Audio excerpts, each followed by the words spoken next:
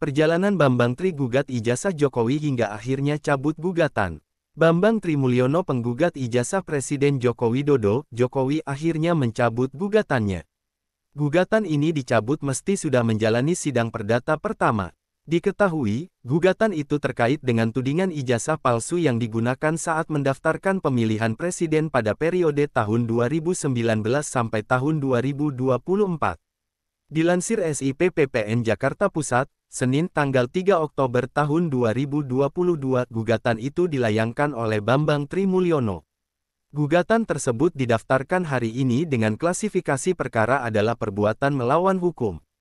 Gugatan itu telah terregister dengan nomor perkara 592 PDT G 2022 PNJ-KAT PES.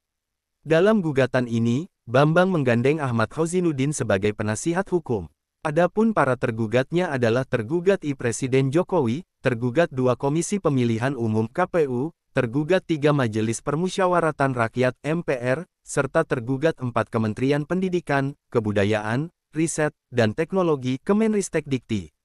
Menanggapi hal itu, tenaga ahli utama Kantor Staf Presiden KSP Ade Irfan Pulungan mengaku belum membaca detail mengenai dalil-dalil yang diajukan. Namun dia menegaskan proses administrasi yang sudah berlangsung tentunya sudah melalui beragam klarifikasi dan verifikasi yang tidak sembarangan. Saya belum membaca dalil-dalilnya, apa alasannya? Ini kan perdata, perbuatan melawan hukum katanya kan. Tapi kita bisa melihat apa yang menjadi dasar si pemohon melakukan itu. Saya pikir tidak ada korelasi antara dalil yang dia membuat dengan kenyataan fakta yang ada. Kalau dia sangkakan ada ijazah palsu Pak Jokowi, ini kan bisa terbantahkan. Kenapa? Pak Jokowi itu sejak menjadi wali kota persyaratan itu kan dimasukkan. Itu kan jadi persyaratan. Nah kenapa? Pada saat itu dia tidak lakukan, atau dia nggak tahu atau dia bagaimana? Ucap Ade Irfan ketika dimintai konfirmasi. KPU kan tidak bodoh lah atau tidak orang asal lah. Sejak wali kota 2 periode, gubernur presiden, persyaratan itu kan tidak berbeda. Apa korelasinya dia mengatakan ijazah palsu terhadap fakta kenyataan yang ada, imbuhnya? UGM buka suara. UGM juga buka suara terkait hal ini. Rektor UGM Prof. Dr. Ova Emilia, M.Med. ed. Sep. OGKPH. D pun menggelar konferensi pers pada tanggal 11 Oktober tahun 2022. Dia menegaskan ijazah milik Jokowi adalah ijazah asli. Bapak Ir Joko Widodo alumni Prodi S1 Kehutanan Angkatan 1980. Bapak Ir Joko Widodo dinyatakan lulus tahun 1985 sesuai ketentuan dan bukti berdasarkan dokumen yang kami miliki, ungkapnya. Tanggapan Jokowi. Jokowi dan teman-teman semasa kuliahnya di UGM juga merespons hal ini. Mereka bertemu di salah satu tempat makan di sekitar Hotel Ambarukmo, Kecamatan Depok, Kabupaten Sleman, Minggu 16/10. Video momen ini diunggah kanal YouTube Sekretariat Presiden.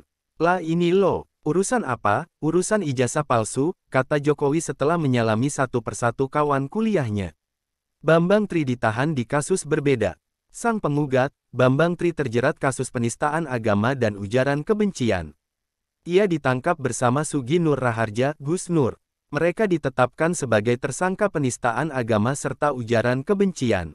Kasus ini terkait video YouTube, Gus Nur, Mubahalah Bambang Tri di bawah Al-Quran. Sesuai dengan judul videonya, dalam video itu, Bambang Tri dan Gus Nur melakukan tindakan mubahalah. Kasus ini berdasarkan laporan polisi nomor LPB 0568-IX 2022 Bareskrim Polri tanggal 29 September tahun 2022. Bambang telah ditangkap penyidik distribusi Bareskrim Polri di kawasan Tebet, Jakarta Selatan, Kamis 13/10 pukul 15.30 waktu Indonesia Barat. Bambang ditangkap di sebuah hotel. Setelah serangkaian pemeriksaan, Polri menetapkan Bambang sebagai tersangka. Tersangka pertama adalah SNR, kedua adalah BTM, kata Kabag Penum Divhumas Polri Kombes Nurul Azizahi di Mabes Polri, Kamis tanggal 13 Oktober tahun 2022. Bambang ditangkap di sebuah hotel.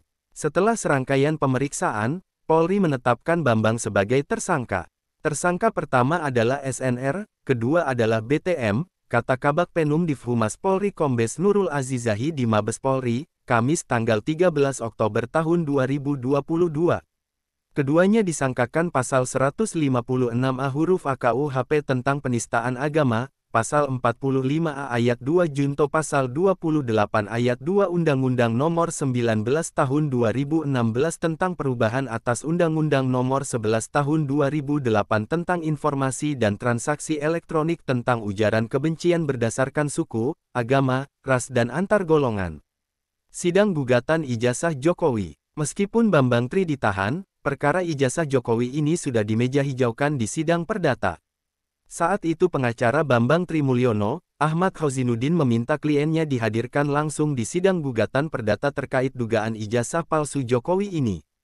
Kami akan memohon karena nanti dalam proses perdata ini ada mediasi, penetapan, atau pemanggilan agar klien kami bisa hadir khusus untuk bisa menghadiri proses mediasi, kata Ahmad Khozinuddin dalam sidang di Pengadilan Negeri Jakarta Pusat, Jalan Bungur Besar Raya, Jakarta Pusat, Selasa, tanggal 18 Oktober tahun 2022.